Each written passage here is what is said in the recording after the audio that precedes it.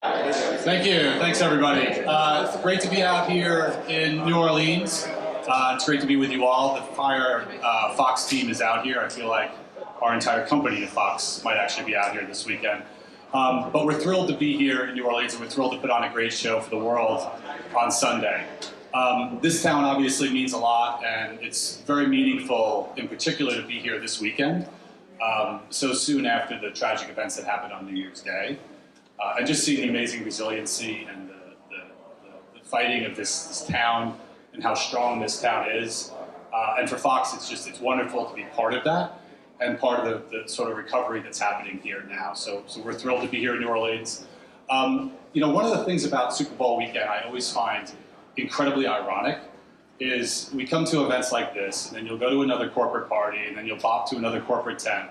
And I feel like sometimes what can get lost in one of these weekends is what's actually essential to sports, which is the fans. And so we felt it was really important to start off Super Bowl weekend as Fox and talk about the fans. Because fans are incredibly important to us, not just within Fox Sports, but really across our entire portfolio. Sports obviously makes a ton of sense with fans, but there's not many other news networks that actually have fans of the news networks the way that Fox News does, for any of you that know some of the viewers out there. On the entertainment side, of course, we have all the foodies that are fans of the Gordon Ramsay content and all the food content that he has.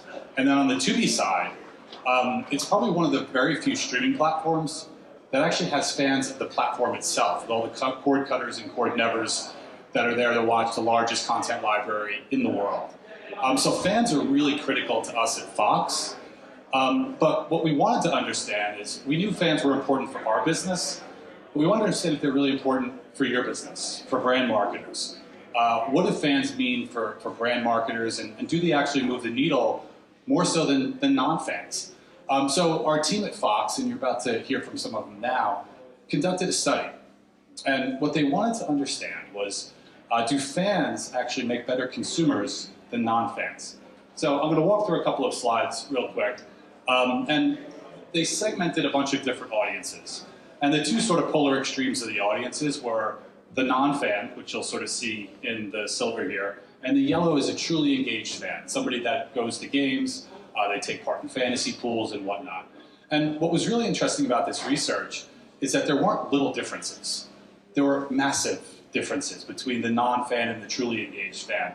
And really across all aspects of consumer attitude. So whether it's trying new products or paying extra for a product or actually giving advice to their friends and family, fans disproportionately outranked non-fans by multiples. As you can see by some of the numbers here, this is the percent that agree with the overall statement. Not only did they have great consumer attitudes, but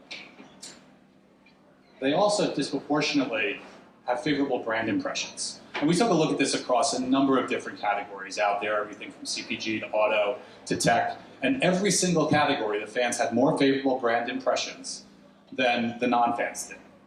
And this was really important because the next slide speaks to why this is so important, which is fans just recommend products more often. So they have more favorable impressions of brands, and then they also recommend them a lot more. And what this takes a look at on the left, these are those that have not recommended a product to a friend and family, and you can see the non-fans obviously over-indexing here. And then on the right, these are the folks that have actually recommended products to two or more groups of friends out there. So fans are important. They're important to our business and the sustainability of our business, but they're really important to the sustainability of everyone's business, the marketers' businesses out there too. So that's why we wanted to start today with that, because we feel like, again, sometimes that could get lost in a weekend like this. So with that, I'm going to pass it on over to our panel. And Jen Hale is going to lead that from Fox Sports. So Jen, take it away. Good afternoon, and welcome to New Orleans. We hope y'all are having a fantastic time. We're so happy you're all here for Super Bowl, and you better get some good food, enjoy the Southern hospitality. It's going to be a fantastic week, and we hope we can leave you with a little bit of insight into what we do at Fox and why we do it. We have a fantastic panel on hand for you today, so please join me in welcoming, first and foremost, Mr. Mike Mulvihill, who's our President of Insight and Analytics at Fox. Fox Sports Entertainment and Tubi. Mr. Robert Gottlieb, he is the President of Marketing at Fox. And Miss Melody Hildebrandt, she is our Chief Technology Information Officer. Mike, let's start with you. So, Mike is probably one of the top 3 smartest people I've ever met. He always makes these incredible presentations at our seminar before every football season kicks off, where he deep dives into all sorts of very interesting facts and figures about fans and fandom. Mike, you and your team, they do so much research on this topic. Take us inside some of the more interesting insights you uncovered this year. Sure. I want to know who the other 2 people are, because I'm not sure that I buy that completely. First of all, thanks everybody for being here. I want to echo Jeff's comments about what an important time this is for the city of New Orleans. It's important to the city at this moment to have people like you come here from all over the country and help us show that New Orleans can still stage a world-class event and is the best host for the Super Bowl. So thanks for being here in this room and also just being here in this city. The premise of our company, the thesis statement of Fox Sports, is that live sports are the most valuable, the most compelling, and the most watched content in all of media. And that statement is proven time and time again by the ratings, by the rights fees that we pay for the properties that we're in business with, and by the commercial prices that all of our advertising partners pay. So it's the most valuable, the most compelling, and the most watched content in the entire media ecosystem. We have an avalanche of statistics to prove that. 98 of the top 100 shows last year were live sports events. The NFL always dominates the ranking of the most watched shows on TV. So we know that sports and the NFL is the most popular content out there. We wanted to sort of go a step further and examine, well, why is that the case? We know that it's popular. Why is it so powerful? And we've sort of come to the belief that it's powerful because in a world and in an environment where larger societal circumstances are pushing us all further and further apart all the time, sports is the one remaining thing that really brings us together. Just think about some of the macro trends that are affecting all of us, right? Politically, we're probably more polarized than this country has been in any of our lifetimes. We're physically living further and further apart. More people are living alone, choosing to remain single and unmarried later in life. We spend hours a day looking at our mobile devices. Some of you are looking at them right now, and they just push us further and further into isolation, right? So we're getting more atomized and more isolated all the time. Sports has to be an antidote to that. Sports has to be the thing that brings people together. And so we've done a lot of work about how sports brings people together. Ben Valenta from my team, who's in the back of the room, has literally written a book on this subject called Fans Have More Friends. And in the research that we've done, we found that that statement is very literally true. Like sports fans have more friends than people who don't follow sports. Because they have more friends, a lot of things flow from that, right? They're just generally more engaged in life than people who are not sports fans.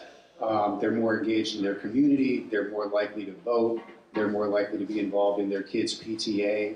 They have more optimistic attitudes. They believe that a year from now, their financial situation will be better than it is today. They believe their romantic situation, their professional life, that all these things are going to improve. They don't have those beliefs because they're sports fans, right? You don't want to confuse correlation with causation.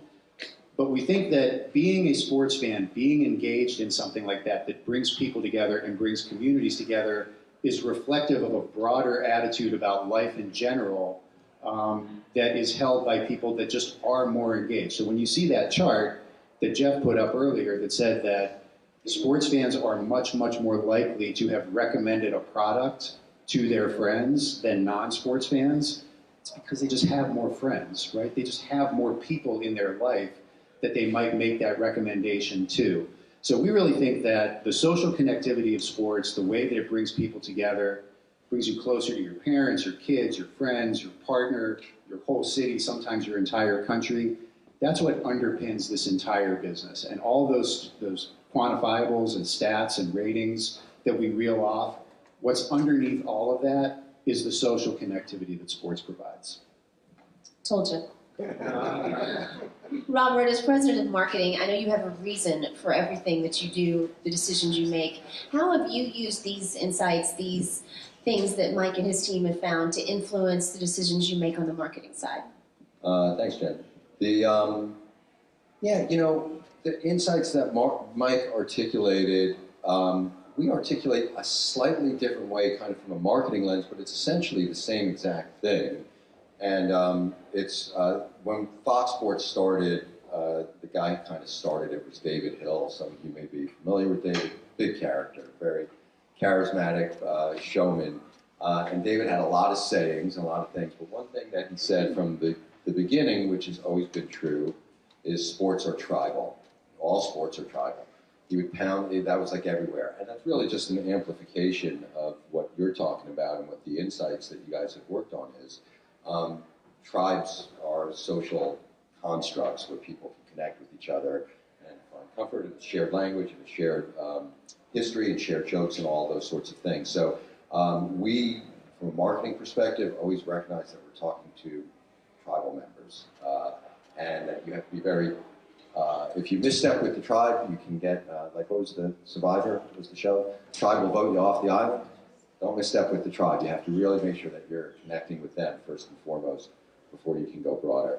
I don't know if that actually answered your question, Jen, but that was... It's much better than some coach speak I've gotten this season. No, that was great. Melody, as Chief Technical Officer, I know you and your team are always looking at emerging technologies. Can you give us some insight into what may be on the horizon to further connect fans and enhance this fandom that we're talking about? Absolutely. I think Fox Sports, I think, has always really been at the forefront of technology, whether that's the graphics creation, it's the latest formats from HD, 4K. I think with the latest technologies we're seeing is the ability to really kind of extend what we've done on the broadcast experience and then be responsive to some of these insights coming from the research team around how fandom is actually expressed. So we know that, on the big day, you're watching the game, live on Fox. We have you in that moment and you're listening to, the best talent in the game actually, contextualize for you what's happening on the field. And we can use technology to help give them the receipts, essentially, to be able to really enrich that storytelling. But then what happens kind of between the games and where is that fandom expressed? And I think as the insights have shown, that's really increasing. It's your hometown, it's your family, it's your college buddies, it's your co-workers. And that conversation, that banter is happening in group text, it's happening on Reddit. And so we really want to kind of extend kind of the brand of Fox and the trust people have in that brand into those in-between moments where we can really kind of, as our Jeff Collins, who saw earlier today, says, basically make you the best trash talker of your friends. How can you, in your group text, always have the receipts? I think of, I'm a Commanders fan, which has been a sad place to be until this year. And I think about a group text I have with my family, I have a large family of 25 people, and that text thread is pretty dormant. It's when it's my father's birthday, it gets really active. But then when the pass happened against the Chicago Bears, that thing has been lit up for the whole season. It was it just brought us all together, and I am so good in this group text, because I feel I'm just armed with all the data, all the insights, the same things we try to give Kevin Burkhardt on air, we can use to the fan, So I think that's how we think about extending that experience and recognizing that you want to be able to allow you to have the best fantasy experience, all these connections that you have, and have the technology to be really great at it. Extra credit for anybody who knows where Jaden Daniels played, LSU. We got a really smart group here today. We forget about that down here. We just gloss over that part. We got the Heisman, so when he was a Tiger. All right, Mike, let me go back to you. In your research, any big surprises that popped out at you? Yeah, I think what was maybe fundamentally surprising is that I think one of the great misconceptions about our business is that viewers and consumers are looking for an escape. You hear that a lot. People are looking for an escape. We don't believe that they're looking for an escape. What we found is that they're looking for connection. They're looking to feel part of a community. And that is true of sports. It's true of every type of media content, right? If you're a Fox News viewer, and Fox News is a polarizing brand, people in this room are going to have different opinions about it. But the Fox News audience, when they watch Fox News, they feel like they're part of a movement. They feel like they're part of a community. When you watch an LSU Tigers game, even if you're literally alone in your living room watching it, you feel like you are part of a fan base and alumni base that stretches around this state and across the whole country. So we really try to encourage, we want to encourage people to get away from thinking about media consumption as something that people engage with as a means of escape, and start thinking of it as a way that they draw closer to other people. You might literally be watching the Super Bowl with somebody else, but even if you're literally by yourself, you're looking for something that connects you to something larger, something that makes you feel like you are part of a community, right? Something that we've been spending a lot of time on lately is this idea that young men in particular in this country have become a little bit adrift, right? They're not marrying, they're not in relationships, they don't have kids, it takes them longer to start their careers. And a lot of the bad things that happen in this world happen because young men in particular are purposeless. And so you're looking for things that give a population of young men a purpose. Now, rooting for the Pittsburgh Steelers isn't going to give you a purpose the way that having a family does, or being in public service, or being committed to a career or whatever. But it is still a kind of connection that makes you part of a larger community and might act as a catalyst to being engaged in other areas of life as well. So I think the most surprising thing is that, going all the way back to the Depression and the idea that people used film during the Depression as a way to escape, you want to get out of that. It's not about escape. It's about connecting and engaging and drawing yourself closer to other people that are important in your life. Obviously, fandom is an important connector. Robert, do you see a difference when it comes to sports fandom as opposed to fans of movies or music, bands, TV shows? Yeah, it's interesting. I do think there's a fundamental difference, and you mentioned entertainment and films and all that. So getting back to like the tribal nature and the community of thing, I think sports is unique. And I don't know why necessarily. I suspect it has something to do with eliciting an emotional response that's just more heightened than anything else can give you. But across entertainment, that is. But if you're a Steelers fan or a Packers fan, your community is so large and so present everywhere in real life as opposed to just online. And the example would be, I'd say, okay, if you love Severance, or or X-Men, and yes, there are conventions where you can go and be with other X-Men fans, and they're going to dress up and wear the costumes of the tribe, and then you're going to have a shared language and all this community and tribalism.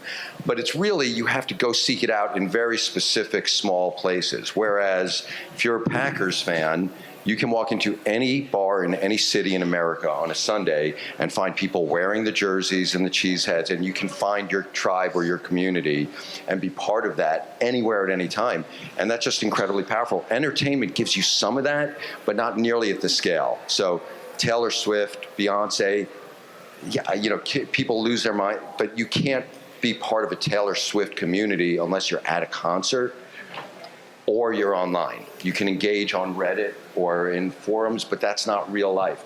You can engage with Packer fans or LSU Tiger fans in the flesh constantly in sports. So I think that's why sports fandom is so immensely more powerful, and that as a marketer, for all of us who are in marketing, being able to tap into that and connect it and kind of use that to leverage where you're going as a brand is just, entertainment can't touch that, I don't think.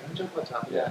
I just want to add just one more thought to that, which is that I think that people in general, and maybe men especially, have a hard time articulating what their city means to them, or what their school means to them, or what their family means to them. And what's so powerful about sports is that it almost says it for us, right? Like, if you have a hard time really putting your finger on what going to LSU and what those years in Baton Rouge meant to you, you have a hard time sort of putting that into words, you don't have to, because your fandom just immediately communicates it. And that's true at a city level, it's true at a national level, it's true of familial relationships. Most of us were introduced to sports by our parents or some significant older person in our lives, and it's hard to express like what that family relationship means And the good news is you don't have to, because just by putting on a jersey or putting on a hat, your sports fandom is saying it for you, and that's really powerful. Absolutely. Melody, obviously you're using technology to engage fans. We're very proud of what you're doing with it, though, on the broadcast. This was my 14th season with the NFL on Fox. You'll find those of us who work there, we're so proud to be a part of that Fox family. Our broadcast, our Foxy, as we like to call it. Take us inside how you're using technology to make these broadcasts so fantastic. I think the Fox Sports core kind of broadcast technical team I think is the best in the business. I mean, what they do, and I think it's always this kind of risk taking in terms of like pushing, like how can we deliver the best fan experience. I think it's like that kind of North Star on like adding things like the first down marker, which Fox was first to, or the Fox box, right? These are these moments where I think the broadcast team realized that like these kind of innovations can actually really help contextualize the experience for the fan at home. It can help them better understand what's happening on the field, similarly to some of the technologies we have now that go into the broadcast booth, to have like the latest stats, predictions, all that data to actually tell the story of what's happening. That helps the fan at home, be able to really understand, okay, this feels like it's different. Is it different? Like, yes, this is the first time since 2020, that this has happened. And so I think that's the enrichment. And then I think where it's pushing into now is, broadcast obviously is fundamentally kind of a one-to-many experience. The broadcasters are talking to the fans at home. But fandom's like very personal, and it's about your community, and it's about, the athletes that you really want to go deep on with your friends, or the teams that you hate because your colleagues hate them. Like there's all these like more dynamic experiences. I think we can build upon that broadcast experience. So like I could watch Colin Cowherd spend the whole show breaking down the Washington Commanders like prospects for the next season. Like most of you might not want to watch that, right? But I can actually now access that, and I think that's where a lot of the latest AI advancements are really powerful, because you can have this kind of semantic understanding of content, like, hey, like back to the Hail Mary, like show me the last 5 Hail Marys that happened in the NFL in the last 10 seconds of the game. Like that is a semantic query. Like I literally can just say those words, and now we can actually run that over video content and dynamically clip that into like a personalized highlight reel for you. So I think that's where, again, it builds upon that experience, and that's then so then I can text it to all my family and say, bro, like look how different, like this is why this was so incredible, and we could all cheer around that together. So I think it kind of further those connections because you can gain access to the content that you really want to see. Or like I could watch that play 15 times over and over again, right? And we can bring that to you. So I think that's kind of the extension. We can continue to build on the legacy that the Fox Sports team has created, and then extending that to even more personalized fandom. That again it's not about you in a bubble. It's you like in your different communities, your fantasy team, your hometown. You have these different communities around fandom, and we can kind of allow you to kind of create like just live in those worlds all the time. It's come so far, and it's exciting to think where it'll be in another 10, 15 years. Mike, break it down. We obviously have a lot of advertisers and marketers here in this room. What's important for them to know from this information? What can they take away from it? Well, I think it's everything that we've been talking about, right? It's that when you invest in sports, when you choose to have a relationship with a media company or a league, you can get a little bogged down in the numbers. That's my world every day. You have to sort of look past the numbers and think about the relationships that those numbers represent, right? Like sometimes this business can just be too much about suites and spreadsheets, right? It can't just be all about suites and spreadsheets. You have to think about the human element, and that when you're investing in sports, you're not just buying an audience of 5 million, or in the case of this weekend, an audience of 125 million. But what you're buying is those emotions that come with sports that cause people to be more engaged, more active, and that might then cause your marketing message to be more of a catalyst for actual action, right? So I would say, like, don't allow this business to be about suites and spreadsheets. Like, really think about the humanity behind it, the relationships that underpin this business. and how the intensity of those relationships can then benefit your business and what you do as a marketer. Robert, I'd like to get your thought on that same type of topic in terms of fundamentals that advertisers and marketers can take away when they're looking to connect with true sports fans. I don't want to lecture a room full of marketers. You all know what you're doing, but I think I mentioned it earlier, and I think are we going to show a video here? I think maybe. Because I figured we should show something as long as there's a big TV screen here. But, it goes back to the core. So the tribe, the community, however you want to describe it, I think as marketers, the fundamental thing that I've tried to focus on all these years at Fox Sports is always serve and respect the core fan first and foremost. The goal is always like you want to draw in new fans, you want to expand, but I have found through painful experience, if you don't do it right by the core, it all falls apart. So we've been very, very focused on that. That would be the one, like if I was in a marketing 101 class, I would tell the kids, make sure that you're serving the core fan, the avid first and foremost, and then you can build off of that. I think we're going to play something here. We just signed IndyCar as a new broadcast partner with them. So we'll be starting in March. And so these are our first marketing and ads about IndyCar on Fox. And we very much want to expand, and we want people who aren't IndyCar fans to want to be part of it and think it's cool and all that. But we want to serve the core first and foremost. And so this will air Sunday in the game. If Mark can make some space for it there in between his ads. We'll talk later. So we can roll this, give something to look at. This is Joseph Newgarden. Joseph was conceived to win races. Stopped drinking milk at 2, picked it back up at 32. Good for strong bones. Tell that to his clavicle. Joseph's like an action hero who wins even when he loses. This is his wife, his Tuesdays, his hand-eye coordination. He might have the greatest jawline in sports. He's not that handsome. He even wrote a children's book about winning. America loved it. Joseph loves the smell of unleaded gasoline. He hates imperfection. He doesn't believe in magic, but on Sundays, Joseph flies. This is Joseph Newgarden. Welcome to the fastest racing on earth.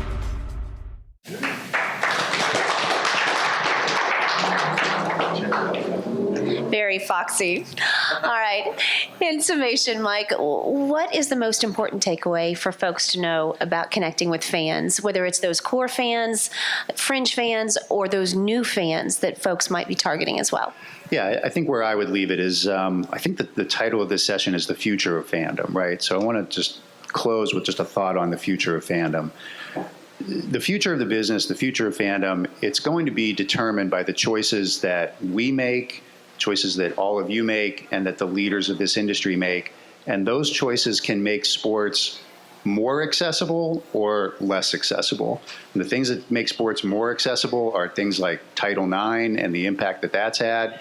We think that keeping sports on free media, on free broadcast TV, or free ad-supported streaming like Tubi, where the Super Bowl will be this weekend for the first time, makes sports more accessible. And we can only do that with the support of our advertising partners, and with their success, we're able to provide even more access and free availability.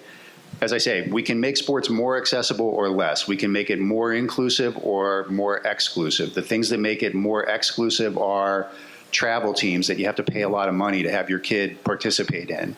It's putting sports behind a paywall and requiring sports fans to sign up for 6 subscription services that a lot of people in this country can't afford. And so I think we all need to be very mindful of, are the choices that we're making sports more accessible or less accessible? And as a company that's totally dedicated to ad-supported free media, we clearly want to be on the side of making it more accessible. That's where the future of fandom is. Guys, thank you so very much. Any closing thoughts, Robert or Melody? I am not one of the 2 people smarter than Mike, so I'll leave it there. All right. Thank you guys so much. We really appreciate your input, and thank you for your attention.